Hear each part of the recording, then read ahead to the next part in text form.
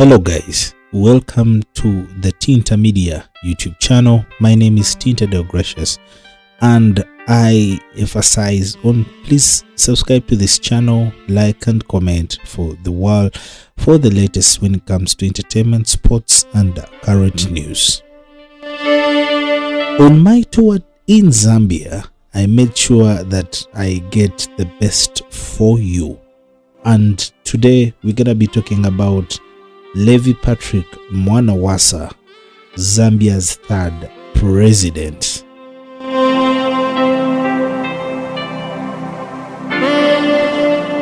Levy Mwanawasa, born on the 3rd September 1948, he died on 19th August 2008. He served as the president of Zambia from January 2020.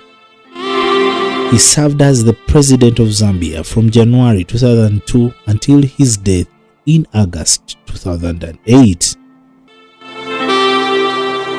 Mwanawasa is credited with having initiated a campaign to get rid of corruption in Zambia during his time.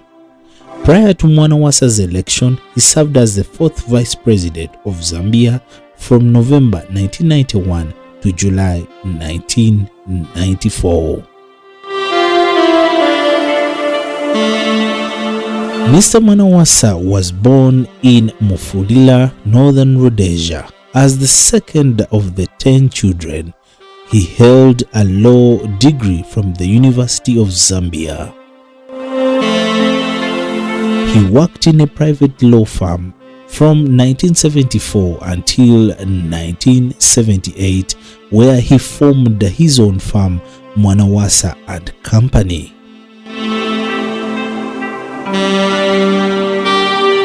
In 1985, Mwanawasa served as the Solicitor General in the Zambian government but went back to private practice in 1986. In 1989, he led the legal defense team for Lieutenant General Christone Tembo, who was accused by Kenneth Kaunda's government of conspiracy to overthrow the government, which was judged as an act of treason. Tembo won the case against the state, and Mwanawasa's fame among the anti-Kaunda opposition grew. After Frederick Chiluba was elected as president, he appointed Mwanawasa as vice president in November 1991. Mwanawasa left his firm in March 1992. Before his party's convention in 1990, Mwanawasa was widely tipped to become the president of the Movement for Multi-Party Democracy, AMD, but he declined the tenure, citing his young age and inexperience.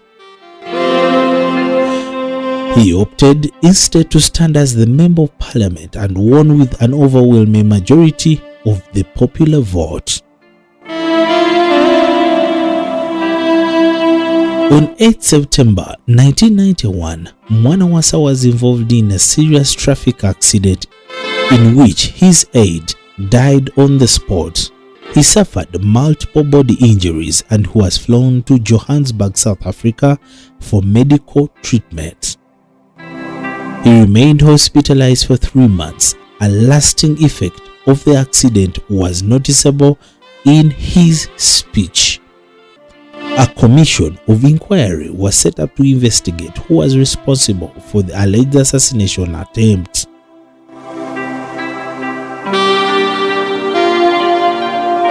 Mwanawasa served as the vice president until he resigned in July 1994. In 1996, he unsuccessfully contested Chiluba for the president of Movement for Multi-Party Democracy after the loss until the 2001 election.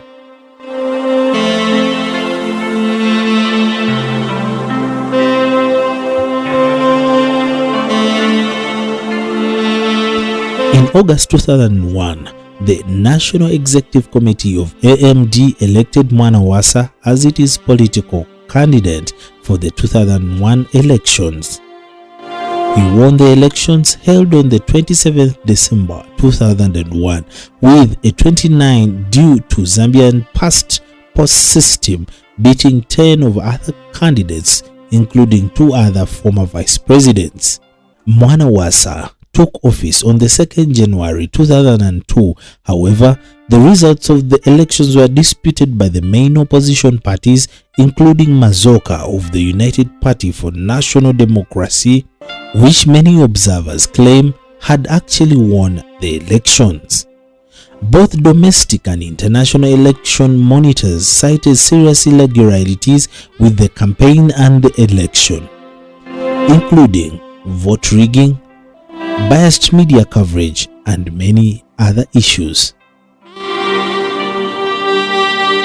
In January 2002, 3 opposition candidates petitioned the Supreme Court to overturn Mwanawasa's victory, while the court agreed that the poll was flawed. It ruled in February 2005 that irregularities did not affect the result and declined the petition.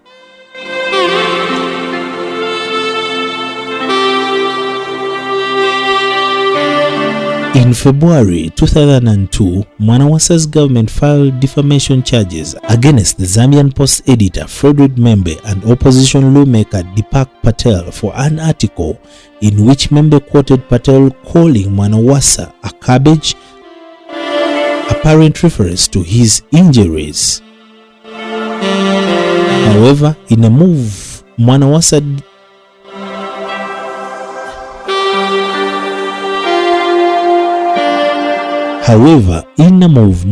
described an attempt to promote national reconciliation. Mwanawasa appointed a number of opposition lawmakers to his cabinet in February 2003.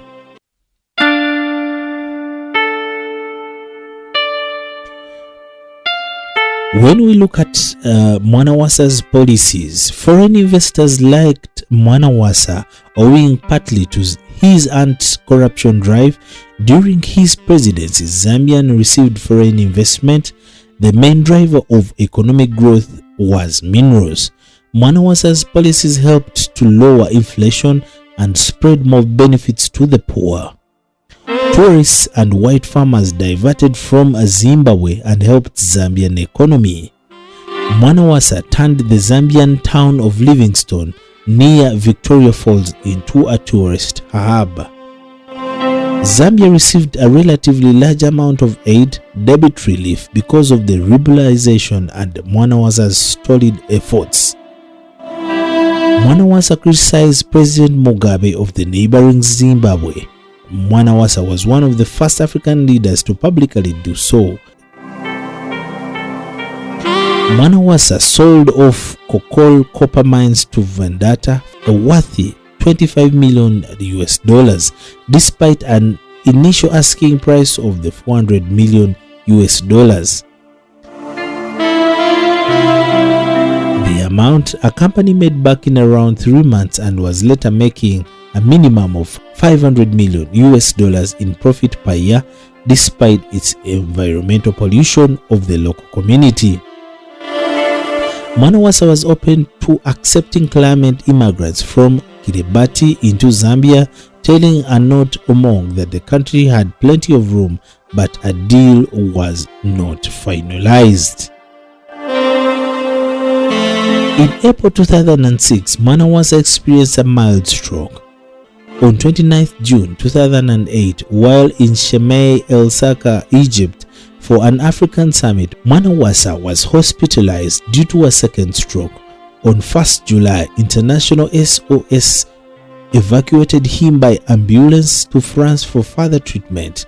The head of the Egyptian hospital to which Mwanawasa was taken said the doctors there had stopped the brain hemorrhage and was in semi-contestant state.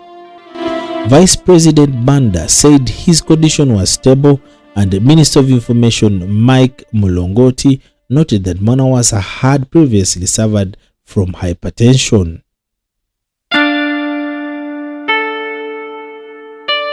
Due to Mwanawasa's incapacitation, Banda became acting president. On 3rd July 2008, news outlets began reporting that Mwanawasa had died in Paris due to his stroke. The story originated at the Johannesburg-based 702 talk radio, which cited Malone Zaza, who claimed to be the head of protocol at Zambian High Commission in South Africa. However, the commission denied having someone employed at the embassy with the same name. Mulongot, speaking for the government, said the news of Mwanawasa's death was false, and he urged South African media to show more restraint in its reporting. As the reports were spreading, South African President Thabo Mbeki called for a moment of silence in Mwanawasa's memory.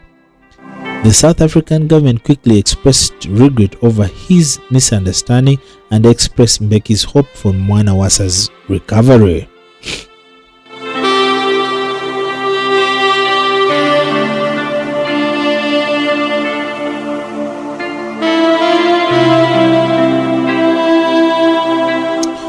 Mwanawasa was hospitalized at Passy Military Hospital in Clermont, near Paris. In a statement on July 7, 2008, Banda said that Mwanawasa remained in a stable condition but had to undergo surgery, which Banda described as minor, to correct the breathing problem.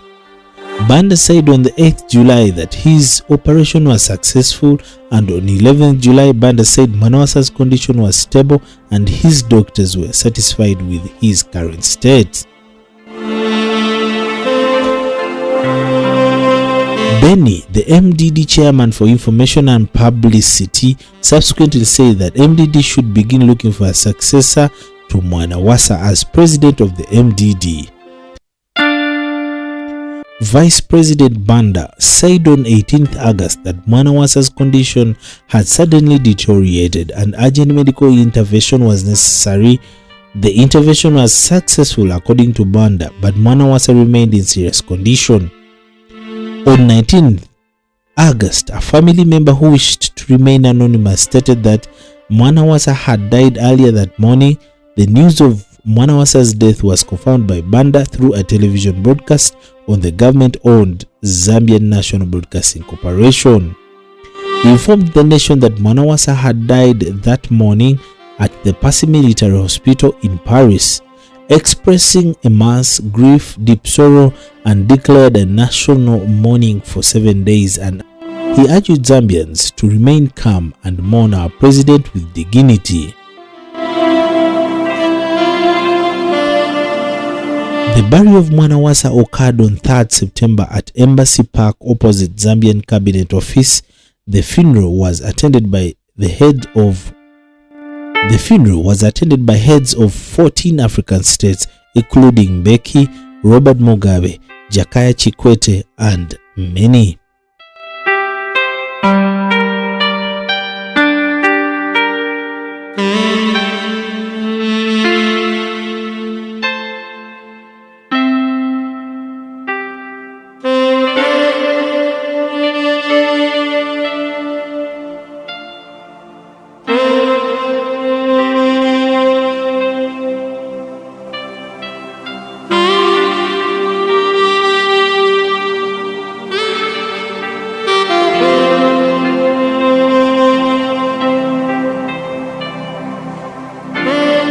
Thank you so